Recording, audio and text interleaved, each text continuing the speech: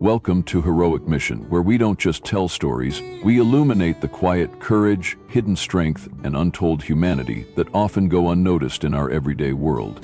Here we believe that true heroes aren't always the ones in capes or on magazine covers.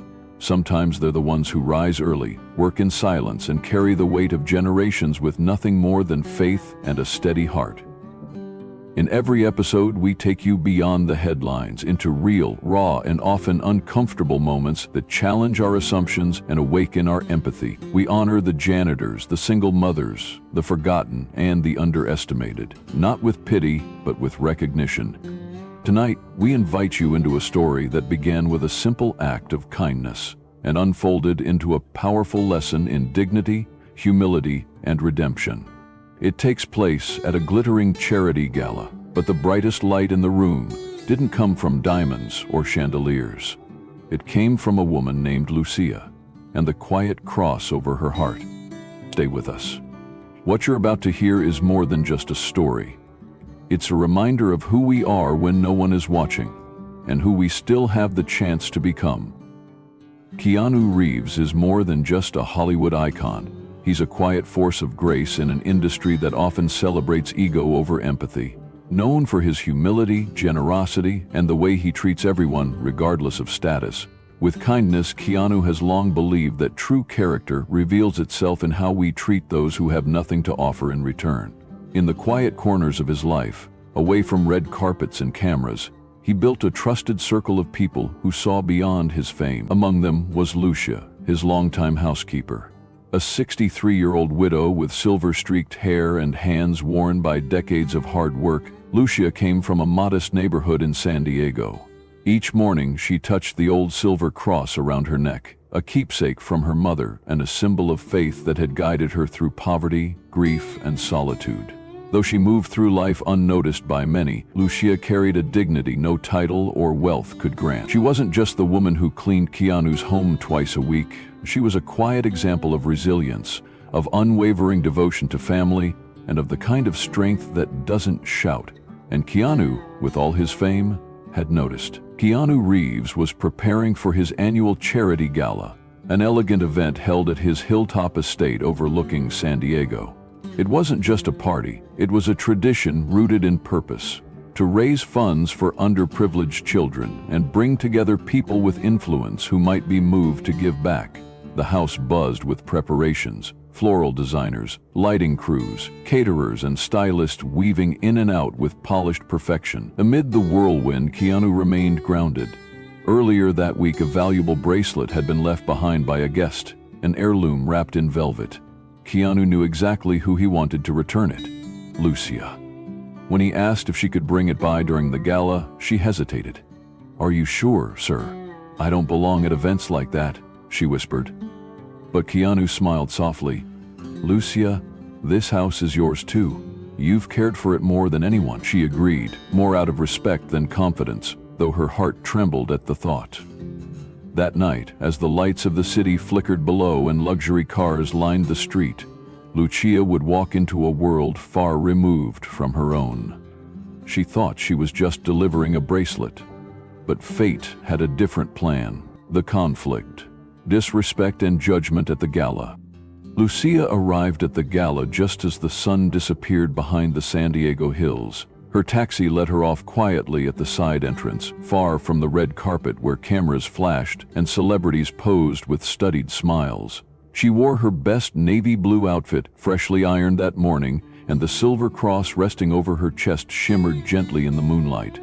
She walked in with measured steps, head held high, but it didn't take long before the stares began. Her clothes, her shoes, her humble grace, they made her stand out like a whisper in a room full of thunder. Waiters passed her without offering champagne. Conversations hushed, then swelled again with a slightly sharper tone. Still, Lucia pressed on, holding the small velvet pouch in her hand like it was a lifeline. In the center of the crowd, she found Isabella, the woman who had left the bracelet behind. Dressed in red silk and diamonds, Isabella turned and gave Lucia a slow, disapproving smile. "Oh, it's you," she said, her eyes landing on the cross. Lucia offered the pouch with quiet politeness. "I came to return this, But instead of gratitude, Isabella replied with mockery, "You came dressed like that, with that cross on display? How quaint!" Laughter stirred around them, soft, hesitant, but unmistakably real. Isabella's voice grew louder, more theatrical. "This is a charity gala, not a Sunday service in the countryside," she said, drawing the attention of those nearby. Lucia stood still, her fingers instinctively touching the cross over her heart.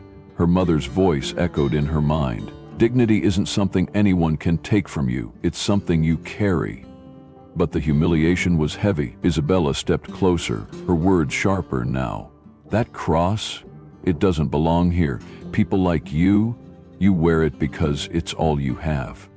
Lucia's eyes burned, but she refused to cry. She turned to leave, but before she could take a step, a hush fell over the room. Footsteps echoed on the marble staircase above. Every head turned. Standing at the top, calm, silent, and unwavering, was Keanu Reeves. He had seen everything. The room froze, and what came next would shift not just the night, but the lives of everyone who witnessed it. Keanu Reeves steps in, truth, dignity, and the power of voice. The room was suspended in silence, a hush that blanketed the crowd like fog rolling in over the California coast. Keanu Reeves stood at the top of the grand staircase, still as a monument, his eyes fixed on the scene below, Lucia clutching her cross, Isabella smirking, and dozens of guests frozen in stunned discomfort. For a moment it felt like time itself was holding its breath. Then, with steady, deliberate steps, Keanu began to descend. Each footfall echoed through the marble-floored hall like a quiet drumbeat. The orchestra stopped playing. Glasses ceased to clink. Laughter died mid-breath. Everyone watched. Lucia, still gripping the cross her mother gave her, felt her shame tighten around her like a noose. She hadn't expected a rescue. She'd lived her life learning how to walk through pain alone. But Keanu saw her, not as a maid, not as someone beneath the glitter of the gala, but as a human being worthy of honor. He reached the floor and walked straight to her, ignoring the murmurs and stolen glances. Then, in front of everyone, he took her hand, not out of pity, but reverence. "I saw everything," he said. His voice was calm but cut through the silence like a blade of light. He turned to the crowd, his eyes sweeping over every guest. "I saw the way she was mocked, and I saw how many of you laughed or stayed silent. No one dared respond." Keanu continued, his tone growing deeper, more resolute. "This evening was supposed to be about compassion, about giving. But what is the point of charity if we can't even recognize dignity standing in front of us?"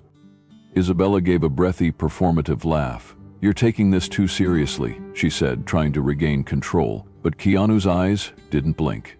"No," he said. "What you did wasn't just rude. It was cruel. That cross she wears, it's not a decoration. It's a memory, a legacy, something you never took the time to understand."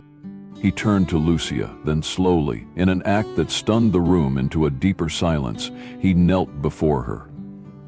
"If there's anyone in this room who represents what this night is truly about, it's you." Lucia's hand trembled. She whispered, "Please, Mr. Reeves." But he raised his hand gently to quiet her. "Let me," he said. "You've lifted more than your share of burdens. Let someone stand for you now." There was no applause, just presence, just awareness. Guests looked at one another, not with judgment, but with something that had been missing all night: introspection. Keanu stood and turned back to the crowd. She wakes up before the sun so her grandkids can go to school. She prays with the same hands that scrub floors. She carries her mother's memory over her heart, not for show, but for strength. The words didn't just defend Lucia. They elevated her, and through her, they challenged everyone in the room to re-examine their values. Then, for the first time that evening, people began to move. Not to the bar or the buffet, but toward Lucia. Slowly, cautiously, guests started to approach her, not out of guilt, but respect.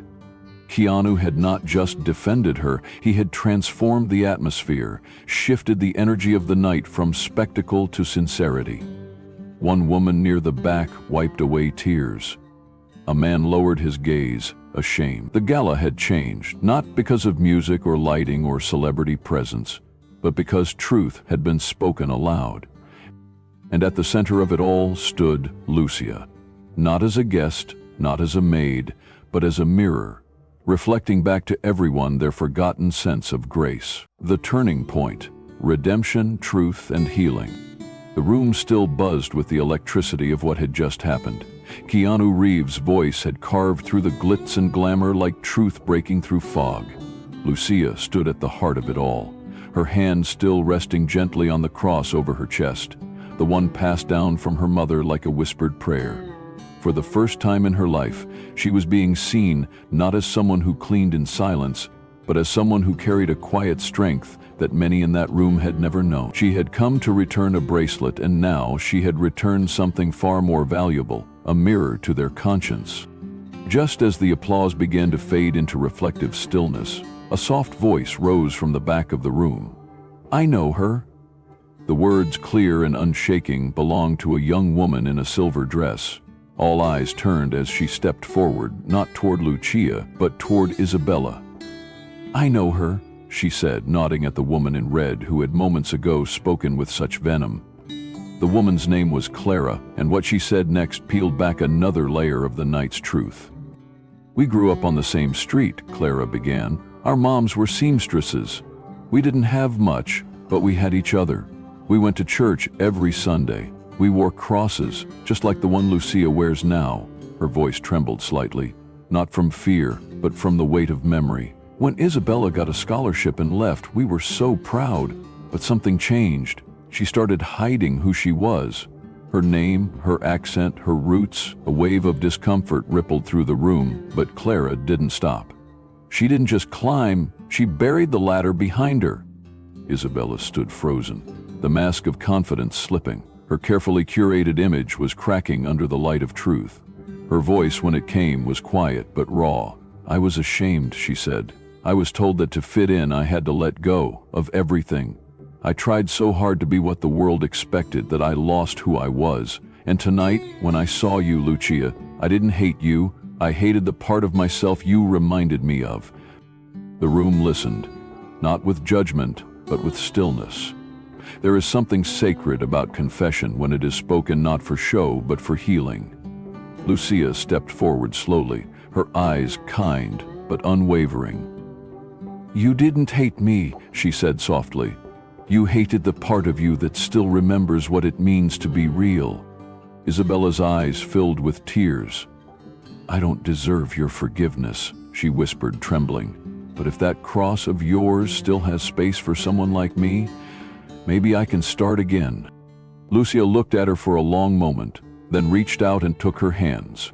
"Faith doesn't reject," she said. "It restores, and no one is beyond grace." The two women, one who had been humiliated and one who had humiliated, stood there, hands clasped, no longer divided by pride or shame, but united by a shared humanity. A collective breath moved through the room, like something heavy had finally been released. And then Keanu stepped forward once more, holding a small velvet box. "I had this made to honor Lucia," he said, opening the box to reveal a white gold necklace with a small emerald cross. Gasps echoed gently through the crowd. It was delicate, luminous. But before he could offer it, Lucia placed her hand over her heart. "This one," she said, referring to the worn cross she wore, "it may not shine like that, but it holds everything I am." Keanu smiled, deeply moved. "It shines brighter than any gold we could buy." Then he turned to Isabella and offered the necklace to her. "This isn't a reward," he said. "It's a reminder, a seed. Pass it on. When you meet someone who reminds you of the person you used to be and the person you still can become." Isabella took the necklace with trembling hands, her face streaked with tears. She didn't speak. She just nodded, as if that small gesture was the first honest word she'd spoken in years. The gala ended not with fanfare, but with reverence. No music played, no flashbulbs popped. People approached Lucia quietly, some with tears, some with apologies, some just to say thank you. Not because she was a celebrity, but because she had become something more, a mirror, a teacher, a testimony that dignity is not in the wealth we wear, but in the truth we carry. Outside, Keanu walked Lucia to her taxi. "You changed this room," he said. Lucia smiled, humble as ever. "No," she replied gently. "I just made the silence loud enough to be heard." And with that she disappeared into the night, her cross catching the last light of the stars, shining with the kind of brilliance only the heart can see. The resolution, legacy, impact, and the quiet power of grace. The gala had ended, but the air inside the estate still carried the weight of what had unfolded, like the last note of a moving song lingering in the chest long after the music stops. People lingered, not because they wanted more champagne or conversation, but because something within them had shifted. They had arrived dressed in status and sparkle, but they left wrapped in humility and reflection. As guests quietly filtered out into the cool San Diego night, many stopped by Lucia, not with condescension, not with performative gratitude, but with eyes that truly saw her. Some reached for her hand, others offered a hug, and a few simply whispered thank you with a reverence usually reserved for saints and soldiers. But Lucia wasn't either. She was something much simpler and far more powerful. A woman who had spent her life serving others, expecting nothing in return. A woman who had never asked for a stage, but when placed upon one, stood with the weight of generations behind her. Her story didn't sparkle, it glowed. Not with the glare of fame, but with the enduring light of truth. Inside the hall, Isabella remained seated in the back row, the delicate emerald cross clutched in her hand. Her red dress, once a symbol of dominance, now felt like a costume that no longer fit. She stared at the floor, her breath shallow, her heart pounding with everything she had run from for years. When Lucia approached, Isabella looked up, surprised but still ashamed. "You don't have to say anything," Lucia said gently, her voice warm but grounded. "But remember, guilt builds walls. Grace opens doors. Choose which one you want to walk through." Isabella nodded, tears forming again, but this time they weren't tears of fear, they were tears of release. That night, she wouldn't go home and post another filtered photo. She wouldn't edit her truth to fit someone else's expectations. She would call her mother, dig out the old family photos, and maybe, just maybe, put a cross back on her nightstand, not as a sign of religion, but as a symbol of identity reclaimed. As Keanu walked Lucia to her taxi, the cameras had long been packed away. There was no red carpet beneath their feet, just cracked pavement and the hush of a city winding down. "You know," he said softly, "I planned this night for headlines, for funding goals, for the usual reasons, but none of that feels important anymore." Lucia smiled, her face lined with age but glowing with peace. "The most important stories," she replied, "are the ones that don't need to be written, just remembered." He nodded, silent for a moment. "You reminded us who we were before we forgot, before the world convinced us that worth came from the outside." He opened the taxi door for her like a gentleman raised right. Before stepping in, she turned to him one last time. "You gave me your platform tonight," she said. "But I was never voiceless. I was just waiting for the world to stop talking long enough to listen." The taxi pulled away slowly, fading into the city's endless grid of lights. Keanu stood alone on the curb, hands in his pockets, not as a movie star, not as a philanthropist, but simply as a man humbled by grace. Back inside, the staff began clearing the tables. The florals still smelled sweet, the chandeliers still sparkled, but everything felt different, because something invisible had entered the room that night, and it stayed. A shift, a crack in the armor of status. A reminder that behind every server, every janitor, every housekeeper was a story, a legacy, a life that mattered. A week later, the story had spread, not through press releases or entertainment blogs, but through word of mouth. People talked not about who wore what, but about what was said and what was felt. Donations to the foundation tripled, not because of Keanu's name, but because of Lucia's story. Schools and churches across the country replayed the tale in Sunday sermons and student assemblies. Teachers asked their students, "Who is the Lucia in your life?" Teenagers wrote essays. Business leaders held meetings about dignity in the workplace, And somewhere in the middle of it all, Lucia returned to her quiet home in San Diego. She washed dishes, tended to her garden, played dominoes with her grandkids. The world may have seen her for a moment, but she had always known who she was. One afternoon, her youngest granddaughter found the news clip online and asked, "Grandma, how did it feel to be the most important person in the room?" Lucia chuckled, brushed a strand of gray hair from her face and said, "I wasn't the most important. I was just the most honest. Sometimes, that's all it takes." And that was the truth. Because in a world obsessed with noise, with applause and appearance, the quiet power of grace, the kind that walks in the back door, wears worn shoes, and carries a simple cross over the heart, has a way of changing everything. Not with fanfare, but forever. Life lessons from the story. This story reminds us that true greatness lies not in our wealth, our fame, or the clothes we wear, but in how we treat those who have nothing to offer in return. Lucia didn't walk into that ball looking for a change of heart. She walked in humbly, carrying nothing but a cross and a promise. But with her quiet strength and unwavering dignity, she held up a mirror to a room full of people who had forgotten what true worth looked like. In a status-obsessed world, it's easy to overlook the unsung heroes all around us. Housekeepers, janitors, delivery drivers, the elderly, and even strangers in line at the grocery store. But dignity isn't something you buy, it's something you carry. And when someone carries it without remorse, like Lucia, it awakens something in all of us. We are all more than what we wear, what we own, or what the world sees. We are our memories, our silent battles, our moments of kindness when no one else is watching. If this story touches your heart, makes you think, or reminds you of someone special in your life, don't keep it to yourself. Subscribe to our channel for more honest, raw, and powerful stories that celebrate the humanity, grace, and quiet strength in each of us.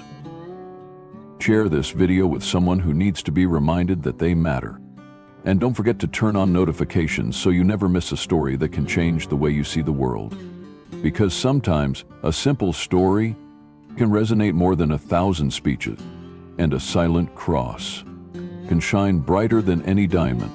Thank you for being here. Be kind, be real, be human.